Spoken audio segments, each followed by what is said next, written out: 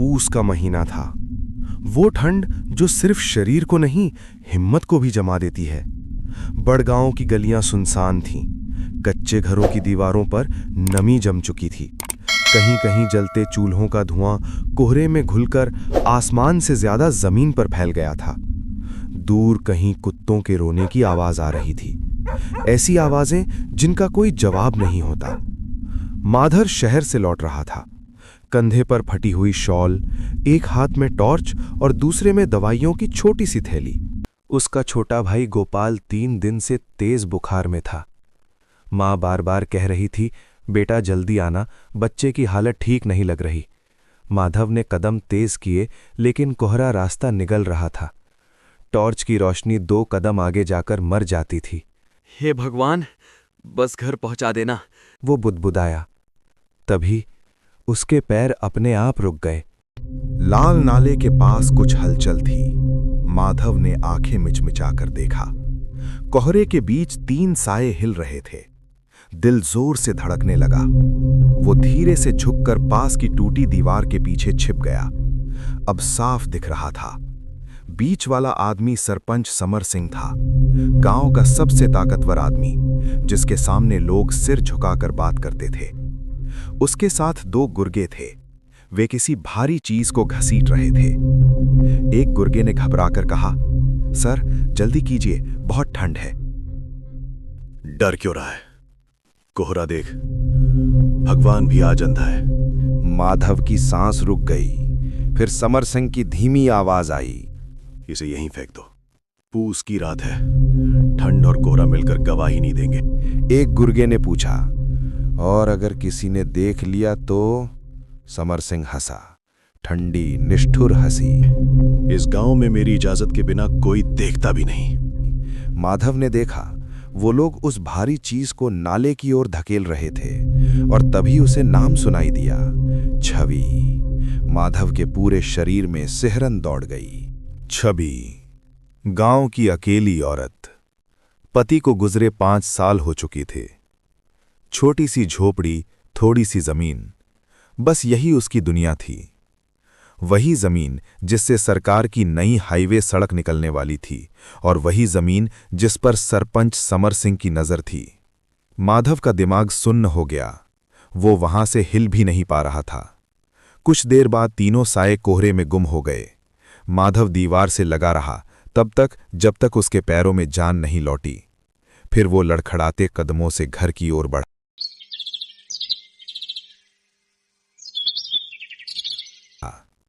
सुबह होते ही गांव में हड़कंप मच गया।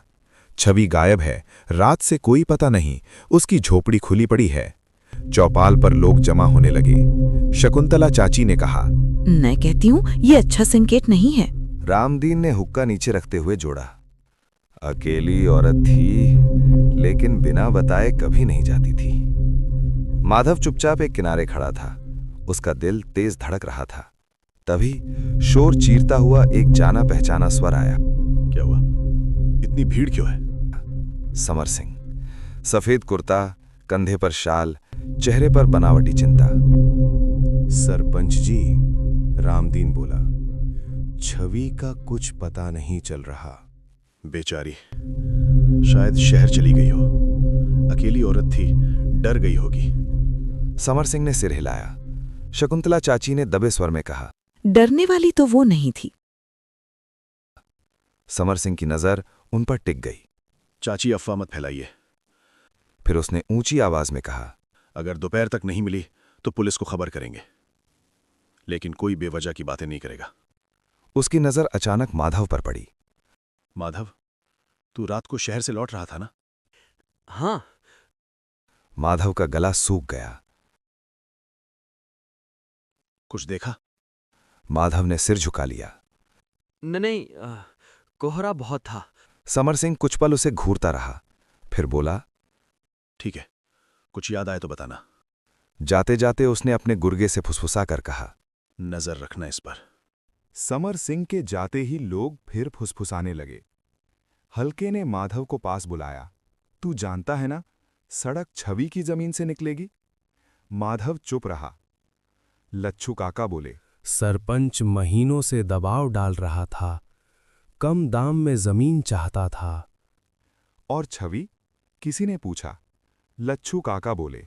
वो अड़ी हुई थी, ये मेरे आदमी की आखिरी निशानी है। माधव के कानों में पिछली रात की आवाजें गूंजने लगीं। शाम ढलते ढलते माधव बाबा मंगल की झोंपड़ी पर पहुंचा। बाबा मंगल बहुत बूढ़े थे, आंखों में धुंध, हाथ में लाठी। उन्होंने माधव को देखते ही कहा, तू डर लेकर आया है।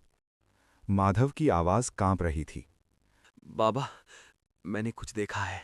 बाबा मंगल ने जमीन पर लाठी टेकी। जब पूस की ठंड में बेगुनाह पर जुल्म होता है तो कुदरत खुद गवाही देती है। रात को उसी जगह जा, मत डर, जो छुपाया गया है वही तुझे बुलाएगा। माधव के रोंगटे खड़े हो गए। रात फिर उतर आई। माधव लाल नाले के पास खड़ा था। कोहरा पहले से भी ज्यादा घना था। हवा का रुख बदल गया था। और तभी जैसे समय पीछे लौट गया, उसकी आंखों के सामने कल शाम का पूरा दृश्य उभर आया। छवि अपनी झोपड़ी के बाहर खड़ी थी। समर सिंह सामने खड़ा था। पर मैंने आखिरी बार कह रहा हूं, जमीन बेच दे, ये तेरे बस की बात नहीं है। छवि की आवाज कांपी नहीं। ये जमीन मेरे पति की निशानी है, मैं नहीं बेचूंगी। समर सिंह का चेहरा सख्त हो गया।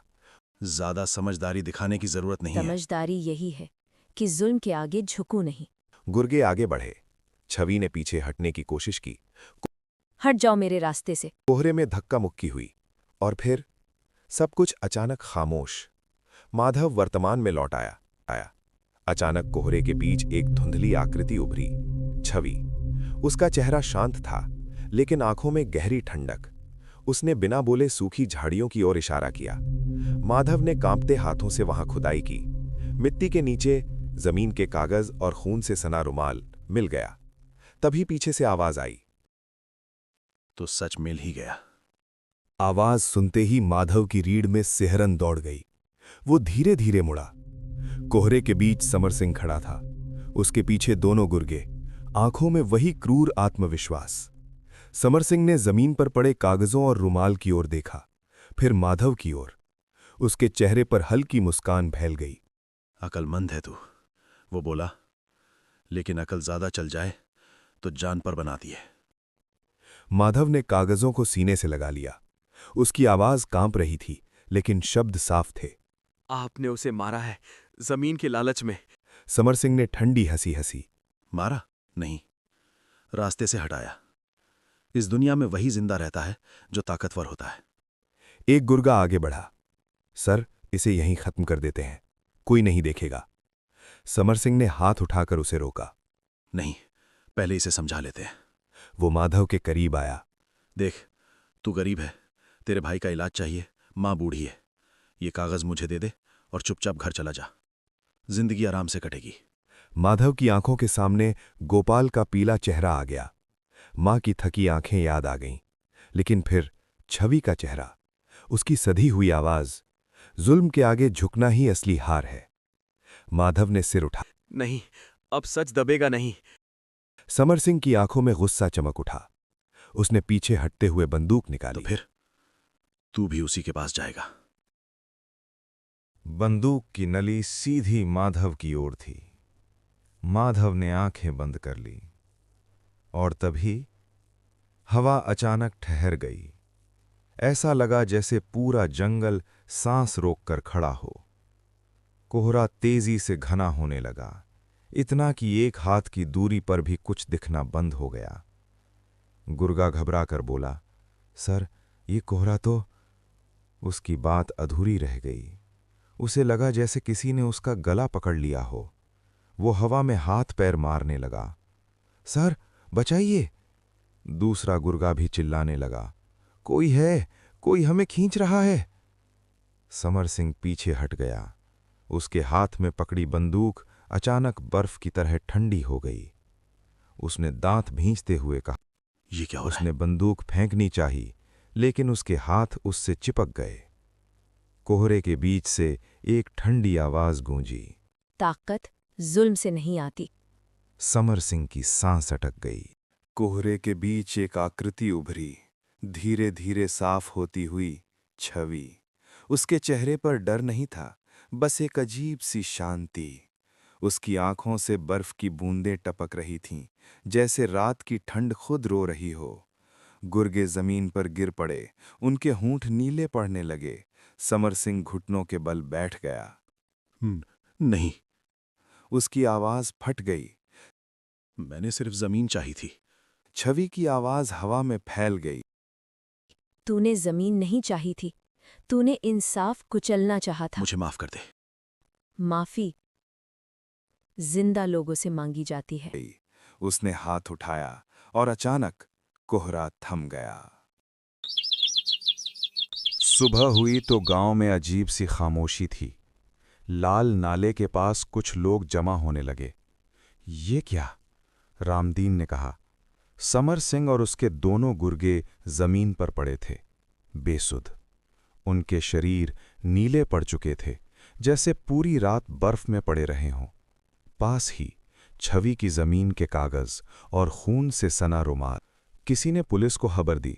पुलिस आई। समर सिंह को होश आया तो वो कांप रहा था। पुलिस अफसर ने सख्ती से पूछा, क्या हुआ था यहां? समर सिंह ने एक बार माधव की ओर देखा, फिर फूट फूट कर रो पड़ा। मैंने उसे मारा। उसकी आवाज टूट गई। गांव वालों में सन्नाटा छा गया। समर सिंह गिरफ्तार हुआ। छवि की जमीन उसके नाम पर ही रही। सरकार की सड़क का नक्शा बदला गया। माधव को पुलिस अफसर ने अलग बुलाया। तूने बहुत हिम्मत दिखाई है, उसने कहा। अगर तू सच न बोलता तो ये सब दब जाता। कुछ दिन बाद बड़गांव बदला बदला सा लगने लगा। चौपाल पर अब लोग खुलकर बात करते थे। शकुंतला चाची ने कहा, पहली बार लगा कि गरीब का भी कोई है। हल्के ने जोड़ा, डर अब कम लगता है। माधव के घर गोपाल की तबीयत भी संभल गई। एक ठंडी रात माधव ने नाले के पास हल्की सी हलचल देखी। कोहरे में एक परछाई, छवि।